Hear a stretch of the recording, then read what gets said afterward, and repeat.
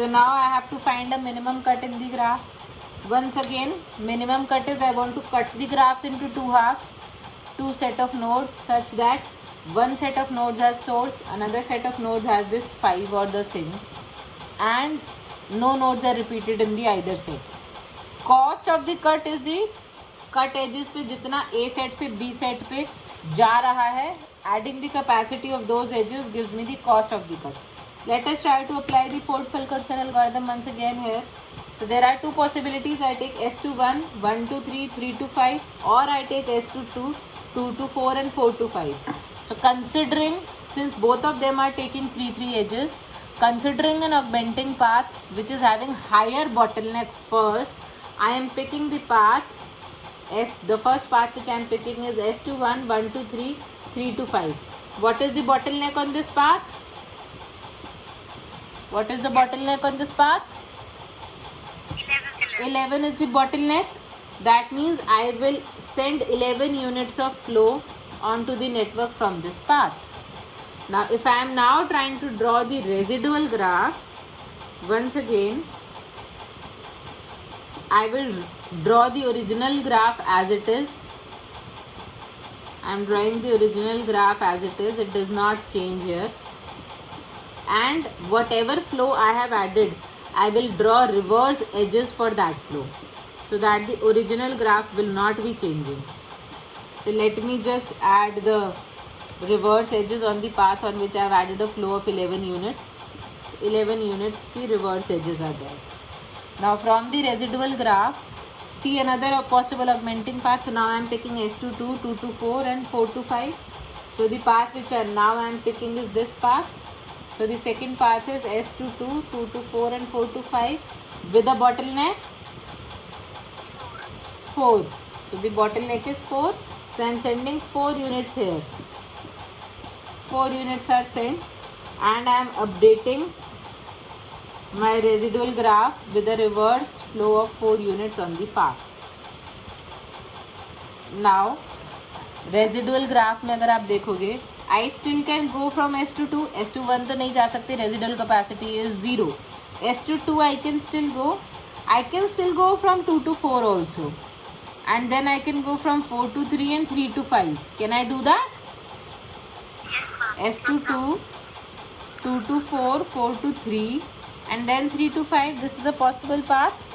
There is also a possibility I go from S to 2, 2 to 1, 1 to 3 and 3 to 5. This is also a possibility, but the bottleneck is 1. Here the bottleneck which I am getting is 7. So that is why I am choosing this. So the third path which I am choosing over here is S to 2, 2 to 4, 4 to 3 and then to 5 with a bottleneck of 7 units. So let me add 7 units on the path, so that here now I am getting 11 on 12. I have sent entire 11 here. I have sent 7 here, and here now I am sending plus 7. So this is 18 by 19, right? Yes or no? Yes, ma'am. Yes. So let me just redraw the reverse edges on the graph here. If I am just redrawing the reverse, then this reverse flow is now 18. I am having a 7 here. This is now 11. This is also 11. So in my final, this is not the final. In the residual graph, I am still having S to 2, 1 is possible. 2 to 1 also 1 unit is possible. 1 to 3 also 1 unit is possible, and 3 to 5 also 1 unit is still possible. So there is another path possible, which is S to 2, 2 to 1, 1 to 3 and 3 to 5 with a bottleneck of 1 unit. Yes or no? Yes, ma'am. So I will be sending through that path. The path which I am choosing right now is this. This is the path. This is the path that is being chosen now. So I am adding 1 unit here. I am adding 1 unit of flow on the path, so that now the entire flow is done. Again, adding this 1 unit of reverse flow on my residual path, this becomes 19. This becomes 12. There is a reverse edge of 1 unit, and this is now becoming 12. Is there any possible augmenting path left? There is no more augmenting path left. I have found my maximum flow. If I just add the bottlenecks of all the paths, 11 plus 4, that is 15 plus 7 is 22 plus 1 is again 23. So there is a 23 units ka maximum flow which I have found in my network, which is represented Yes, ma'am. how I can flow. So it is represented, there is a maximum flow of 23 units in my network. Now whatever the maximum flow is, we are interested in the minimum cut in the graph. So I am erasing this. To find the minimum cut in the graph, in the residual network, remove the edges with zero residual capacity. As you can see, all the edges are having a zero residual capacity here. 11, 12, all the edges are having a zero residual capacity. You can simply remove all of them. Yes or no? Yes, ma'am. So when you are removing all of them, so the cut that you are technically having is source से whatever are reachable nodes, they should be in node A. Source से कुछ भी reachable नहीं है, so this becomes a part of A set. All the rest become a part of set B. Yes? Yes or no?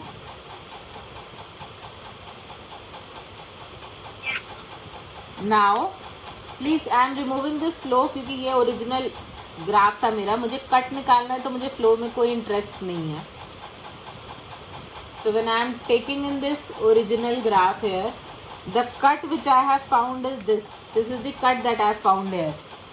Now there are only two cut edges, as you can see, S21 and S22, and there is no incoming edge from B to A at all. One is not connected to 5, that is correct, but one is also not coming back to node A in any manner. So if I am having a set A which is having S, and I am having a set B which is having 1, 3, 2, 4 and 5. So S to A, only the cut edges which I am having are S to 1 is the cut edge, S to 2 is the cut edge. There are only two cut edges. Adding the capacity of both 11 plus 12, it gives me 23 as the cost of my minimum cut. So 23 is the cost of the minimum cut in this case.